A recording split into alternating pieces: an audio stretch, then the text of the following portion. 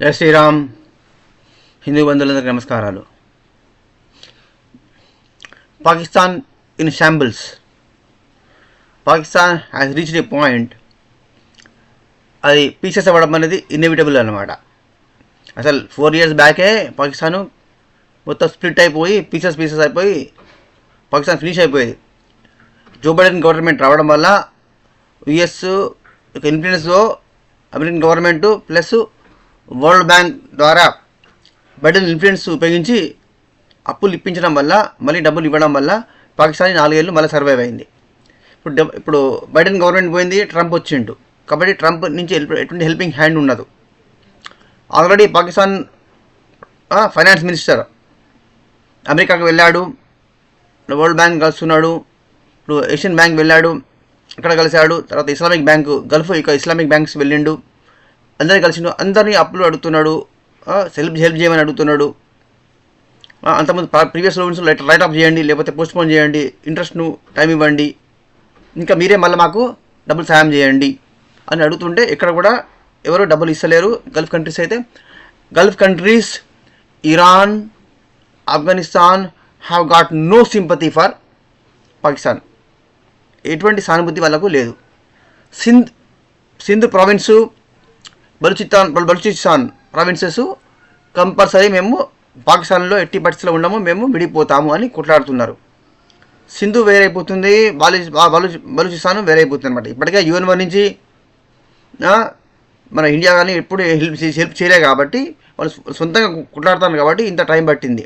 ఇప్పుడు అమెరికా పాకిస్తాన్ గవర్నమెంట్కు హెల్ప్ చేసింది కాబట్టి బలూచిస్తాన్ ఫ్రీడమ్ రాలే. లేకపోతే ఎన్నో ఏళ్ళ కిందనే వాళ్ళకు, దశాబ్దాల క్రితమే వాళ్ళకు బలూచిస్తాన్ సపరేట్ కంట్రీ అయ్యి స్వతంత్రం వచ్చేది వాళ్ళకు.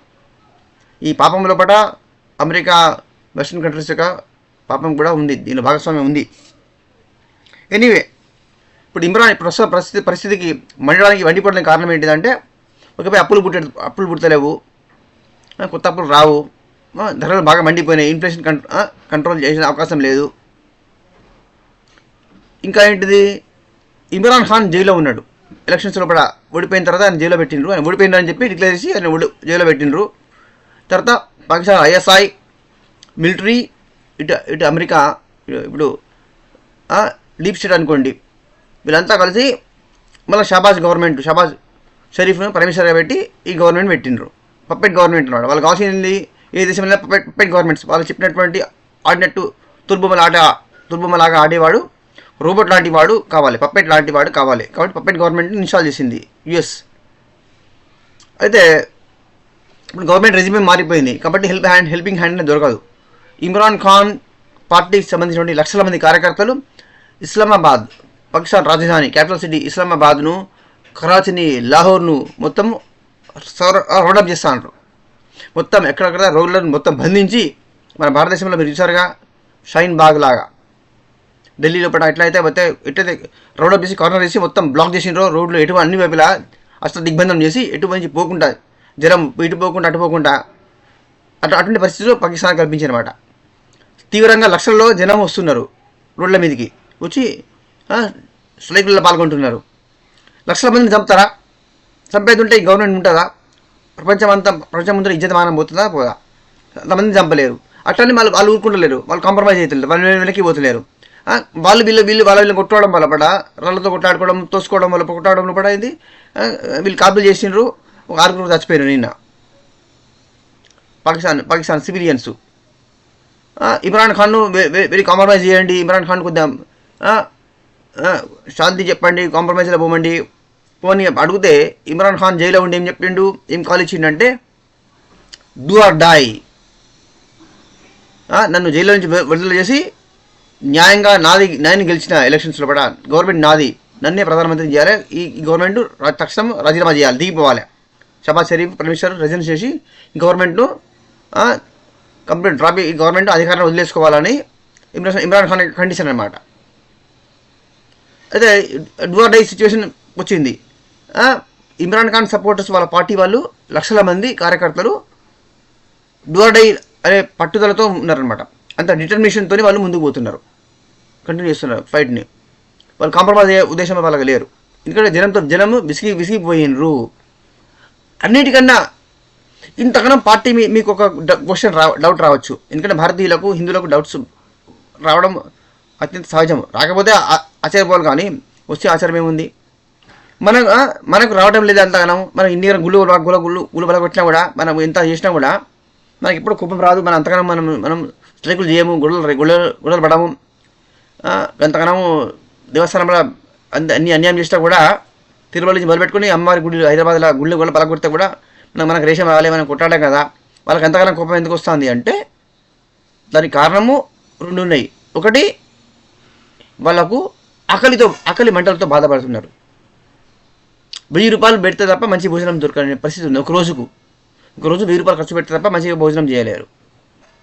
200, 300, 400 రూపాయలు సంపాదించే కూలివాడు వాడికి ఏంది, వాడు అర్ధాకలితో బతుకుతున్నారు. గంజి నీళ్ళు తాగుతున్నారు, పిండిలో పట నీళ్ళు పోసుకొని తాగుతాండ్రు. మంచి పాలు లేవు, మంచి టీ లేదు. పిల్లగాళ్ళనే పోయి బిచ్చం అడుక్కుంటాండ్రు. వాళ్ళకున్న పిల్లగాళ్ళు బాగుంటారు కదా సంతానము. ఎవడికి ఒక పూట టిఫిన్ చేస్తే ఇంకో పూట భోజనం కూడా లేదు. రోజు ఒక పూట ఫుల్ మీల్స్ దొరకలేదు రోజుకి. అత్యంత ఘోరమైనటువంటి పరిస్థితులు కూడా అల్జీరియా, సోమాలియా, ఉగాండా, ఇథియోపియా ఇటువంటి దేశాలలో, ఆఫ్రికన్ కంట్రీస్లో పట భయంకరమైనటువంటి ఫెమైన్స్, కరువు కాటాలతో స్కెల్టన్స్ మాదిరి అయిపోయి ప్రజలు ఆహారం లేక చచ్చిపోయినారు నెలల తరబడి. అటువంటి పరిస్థితులు పాకిస్తాన్లో రాబోతున్నాయి అన్నమాట. ఇప్పుడు ఆల్రెడీ కొంత వచ్చింది, కాకపోతే ఇన్ని రోజులు ఎందుకు మెయింటైన్ అయిందంటే మళ్ళీ అప్పులు దొరుకుతున్నాయి. వరల్డ్ బ్యాంకు, అమెరికా నుంచి మళ్ళీ సాయం దొరకడం వల్ల మళ్ళీ ఏషియన్ బ్యాంకు, ఇటు గల్ఫ్ బ్యాంక్స్ కూడా, గల్ఫ్ కంట్రీస్ కూడా వాళ్ళకి చిల్లర డబ్బులు వేసినాయి. అంతేందుకు యూరోపియన్ కంట్రీ డెన్మార్క్ లాంటి చిన్న దేశం కూడా, డెన్మార్క్ కూడా ప్రతి సంవత్సరం చందా ఇస్తుందండి పాకిస్తాన్కు. మీరు వింటే ఆశ్చర్యపోతారు. మీరు డెన్మార్క్ ఇంత సాయం చేసిందని నేను చూసి స్టాటిస్టిక్స్ చూసి నాకే ఆశ్చర్యం కలిగింది. ఒక small country Denmark, European country బిచ్చబెత్తాంది, అన్నం పడేస్తుంది వాళ్ళకు ఫ్రీగా. అప్పు కాదు, ఫ్రీ, అది చందాలా కూడా ఫ్రీ, అన్నదానం చేస్తాను. ఇట్లా ఎంతమంది దగ్గర ముచ్చడుకొని వస్తాను అనుకుంటున్నారు మీరు పాకిస్తాన్. అయితే ఇది ఇంతకాలం బిచ్చం ఎత్తారు. వాళ్ళకు కూడా ప్రాబ్లమ్స్ ఉన్నాయి. వాళ్ళు కూడా విసిగి విజారిపోయిన. యూరోప్ కూడా ప్రాబ్లమ్స్ పడ్డది. యూరోప్ ఏంటంటే వాళ్ళ సమస్యలు వాళ్ళే కొట్లాడుకుంటున్నారు.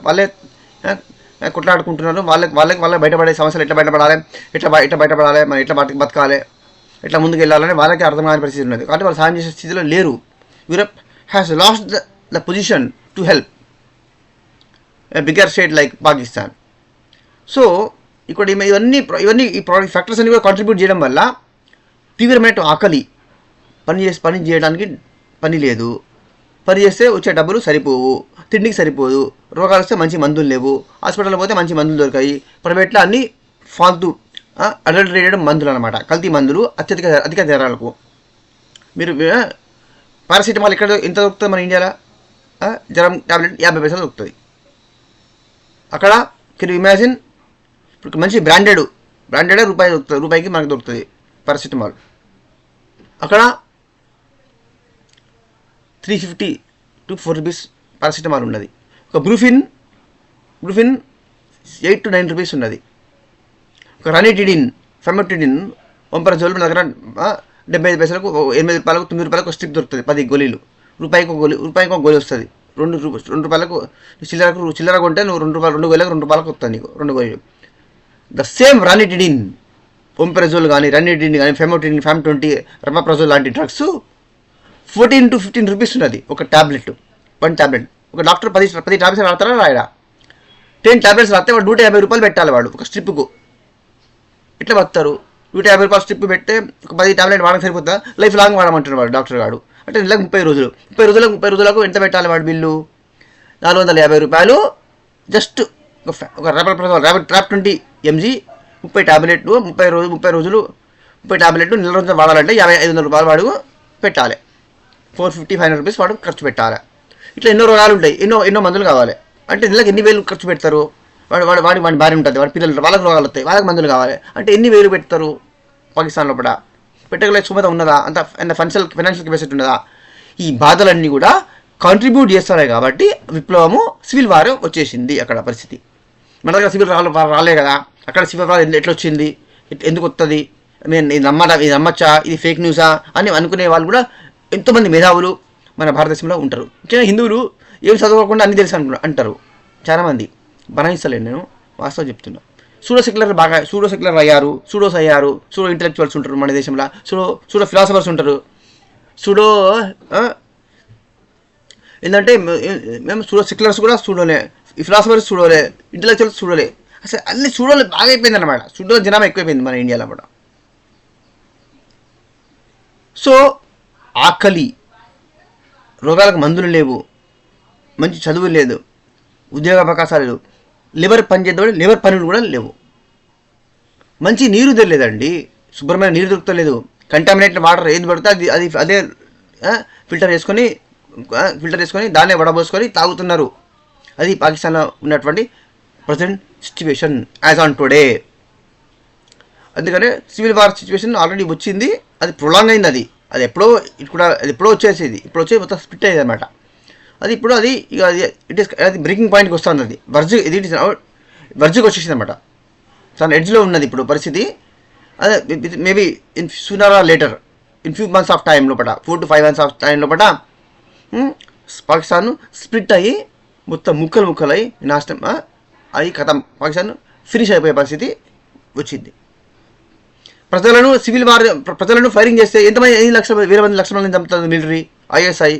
అట్లా చంపుకుంటే గవర్నమెంట్ ఉంటుందా? వాళ్ళు ఉండగలుగుతారా పర్మిషనరు? వీళ్ళని చంపుతా అంటే ప్రజలకు ఎంత ఆగ్రహం వస్తుంది. వాళ్ళు ఎన్కౌంటర్ చేయాలని వాళ్ళు ప్రయత్నం చేయరా? హత్య ప్రయత్నం చేయరా? ఎమ్మెల్యేలు, ఎంపీలు, ప్రెసిడెంట్, ప్రైమ్ మినిస్టర్ను ఇస్లామాబాద్లో పడి జనము రోడ్లను కార్నర్ బ్లాక్ చేసి ప్రెసిడెంట్, ప్రైమ్ మినిస్టర్, మిలిటరీ ఆఫీసర్ల ఇళ్లను అటాక్ చేయడానికి ప్రయత్నం చేస్తారు. కార్నర్ రౌండప్ చేసి వాళ్ళ ఇంట్లో దూసుకుపోయి వాళ్ళు మర్డర్ చేయాలని ప్రయత్నం చేస్తారు.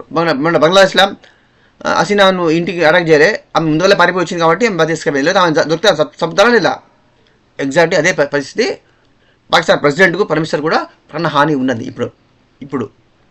అందుకని వాళ్ళని ఆ కాలనీ, ఆ రోడ్డు వైపు వరకు కూడా పోనీయకుండా మిలిటరీ ఆపుతాంది. ప్రజలను ఫైరింగ్ చేసుకుంటూ, లాఠీ చార్జ్ చేసుకుంటూ, తీవ్రంగా కొడుతూ, తలలు బలగొడుతూ, కాళ్ళు విరగొడుతూ ఆపుతారు అన్నమాట. ఇట్లా ఎన్ని వేల మందిని చేయగలుగుతారు ఇట్లా? సో పాకిస్తాన్ హ్యాజ్ ఇది ఒక బాయిలింగ్ పాయింట్ వచ్చేసింది అనమాట, మసులుతుంది. అది మొత్తం బ్రేకింగ్ పాయింట్కి వచ్చేసింది. అది స్ప్లిట్ అయ్యి పాకిస్తాన్ ముక్కచెక్కలు అయ్యి తమ చేసిన పాపాలకు శిక్ష అనుభవించే టైము దగ్గర పడింది. భారతదేశానికి 75 ఏళ్ల నుంచి వాళ్ళు ఎన్ని లక్షల మందిని అన్యాయంగా టెర్రరిస్టులు ఎంతమంది చంపినరు, ఎంత రక్తం చాలా చూసిండ్రు, ఎంతమంది మిలిటరీ వాళ్ళే లక్షల మంది చచ్చిపోయారు. మిలిటరీ వాళ్ళు చేసినటువంటి దొంగదాడుల వల్ల ఈ పాపాలన్నీ ఊరికే వదిలేసాయా? కర్మ రిటర్న్స్. వాళ్ళు చేసిన కర్మలు వాళ్ళు తప్పనిసరిగా అనుభవించే సమయం వచ్చిందనమాట. సో మనం అయితే ఇక్కడ వీళ్ళు ఒక ఆర్గ్యుమెంట్ ఉంటుంది మన ఇండియాలో పట. ఇక ఈ Lutyens media, Khan market gang, tukde gang, pseudo intellectuals, red commie and కాంగీస్. Pakistan మంచిగా ఉంటేనే భారతదేశానికి మంచిది. పాకిస్తాన్ ఖరాబ్ అయితే, పాకిస్తాన్ చెడిపోతే, ముక్కలు ఏది ఉంటే టెర్రరిజం పెరుగుతుంది, భారతదేశానికి రాష్ట్రమని వాళ్ళు భయపెట్టిస్తా మనల్ని భయపెట్టిస్తా అన్నట్టు. Emotional blackmailing. ఇది కాంగీస్, కమ్మీస్ మీడియా చేసినటువంటి నెరేటివ్ అనమాట. ఇది నేను స్టూడెంట్గా ఉన్నప్పటి నుంచి ఒక దాదాపు 30 ఏళ్ళు ఇదే నెరేటివ్ విన్నా నేను. 25 ఇయర్స్ ఈ నెరేటివ్ నేనే విన్నా. పాకిస్తాన్ మంచిగా ఉంటే మన అవసరం, మన కోసం మంచిగా ఉండాలి, మన అవసరం అనమాట. పాకిస్తాన్ మంచిగా ఉండాలి, మన అవసరం అనమాట. వాళ్ళు బాగుంటేనే మనం బాగుంటాం, లేకపోతే వాళ్ళు ప్రమాదాలు ఉంటే వాళ్ళు మనకు ప్రమాదం తీసుకొస్తారు, మన దేశానికి సేఫ్టీ కాదు అని కమ్మీస్ భయపెట్టించారు అనమాట.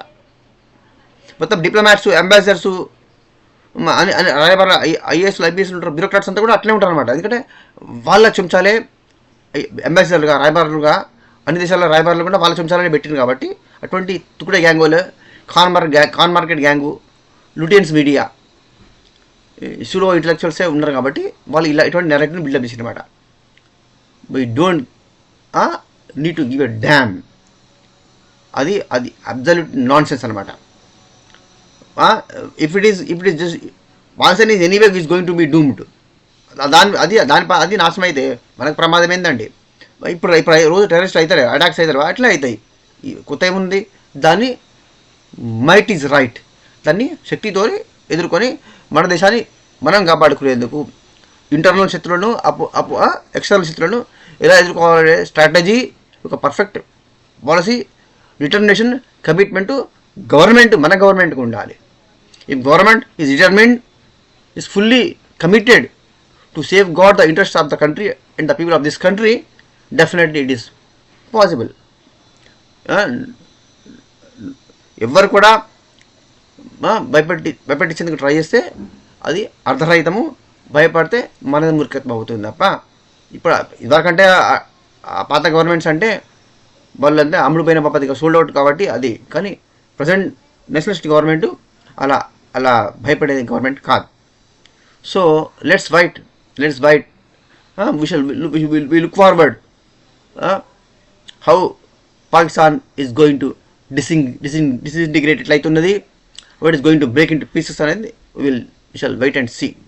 జై శ్రీరామ్, జై శ్రీకృష్ణ, వందే మాతరం.